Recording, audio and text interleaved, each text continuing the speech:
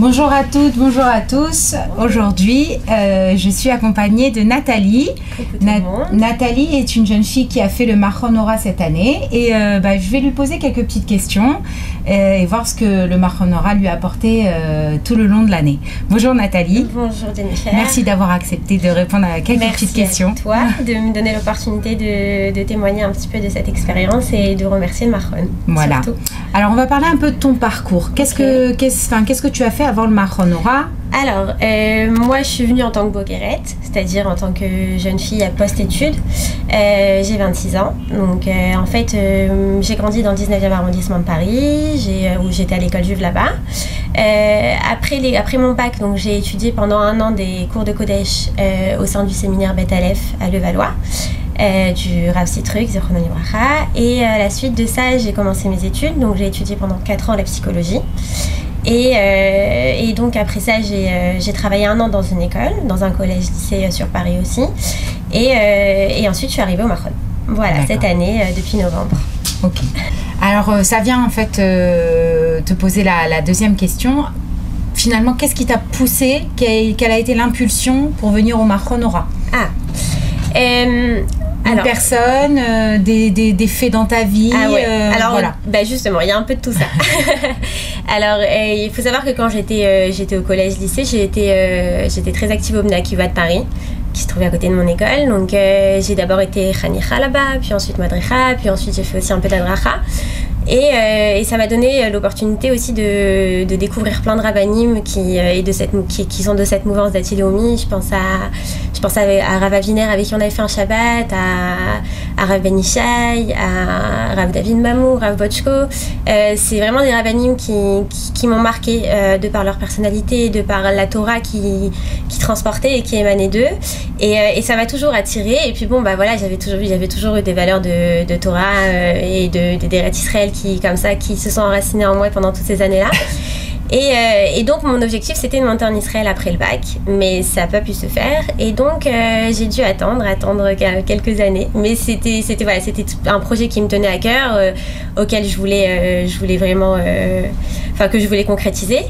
Et il se trouve que cette année il y avait une amie à moi qui voulait venir en Israël cette année et qui me demandait conseil. Donc je savais que j'avais bien sûr entendu parler du Mahon-Hora parce que on s'y est intéressé après le bac. Et donc je lui ai dit voilà, je sais que le Mahon-Hora propose justement cette formule pour les filles qui sont en post-études. Donc si ça te dit, peut-être renseigne-toi de ce côté-là et va voir si ça peut se faire pour l'année prochaine pour toi. Et donc en se renseignant, elle a pris les devants et elle m'y a inscrit aussi. Wow. Donc ça s'est fait de cette façon. Donc en fait elle m'y a inscrit administrativement, donc elle avait avancé les démarches pour moi et donc finalement la décision est vraiment venue de moi-même et que je me suis dit bon allez, si c'est le moment là, c'est un appel clair. Alors tout était facile quoi. La table était déjà dressée, on va dire ça comme ça. Et voilà, j'ai juste à remplir les quelques formulaires et arriver au Mahon. Voilà, tout simplement. C'est magnifique. Une petite question, tu sais, tout le monde me pose des questions, mais est-ce qu'on travaille les midot au Mahon-Hora? Ouais. Ça, c'est la question des filles. Alors, est-ce qu'on travaille les midot au Mahon-Hora?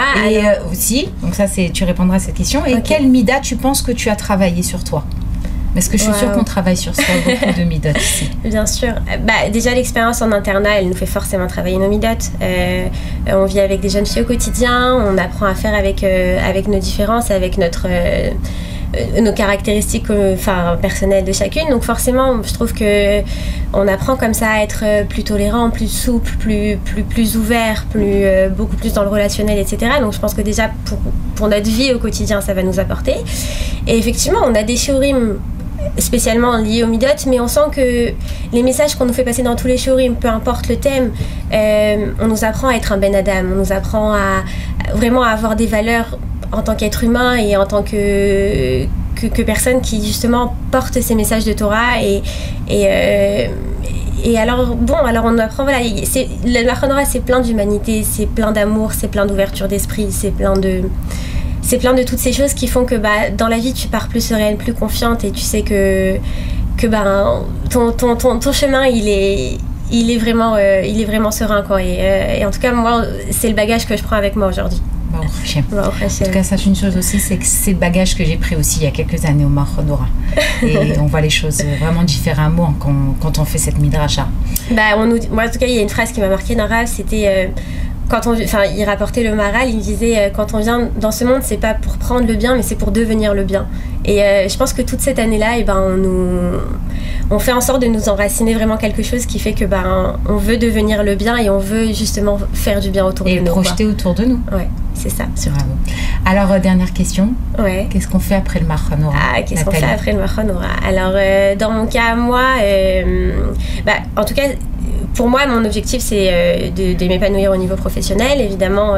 Donc, attends, ça veut dire rester en Israël? Ouais, ça, c'est signé. Ça y est. C'était ma question. Après le reste, je suis sûre que les choses c'était tellement évident pour moi que je pas posé, je me suis pas dit qu'il fallait que je précise, mais évidemment, bien sûr. Enfin, on reste en Israël parce que on comprend finalement c'est quoi notre rôle au sein du peuple juif et on a envie d'être actif en fait, d'être un membre actif de ce retour en Eretz Israël et on est vraiment acteur de notre histoire, quoi. On le sent vraiment comme ça au quotidien et on découvre tellement de personnalités incroyables, de gens, et c'est une culture à laquelle finalement on s'attache et auquel on s'y fait et c'est un vrai bonheur au quotidien. C'est vraiment un cadeau tous les jours. Bon, et alors on reste en Israël, bien sûr qu'on reste en Israël, Bezrat Hashem, et on fait tout pour que les choses se passent bien et que, c'est ce qu'il faut. Et que cette décision elle nous remplit de joie au quotidien. Nathalie, je te souhaite Be'atzlacha pour tout ce que tu vas entreprendre ici. Merci à toi de nous accompagner. Vraiment. Merci, gentil. On se retrouve la semaine prochaine avec une autre jeune fille qui va nous parler de son parcours cette année au Mahon Ora. Je vous souhaite Shabbat Shalom et à très très bientôt. Au revoir Nathalie, merci. Atzlacha pour tout le monde et venez.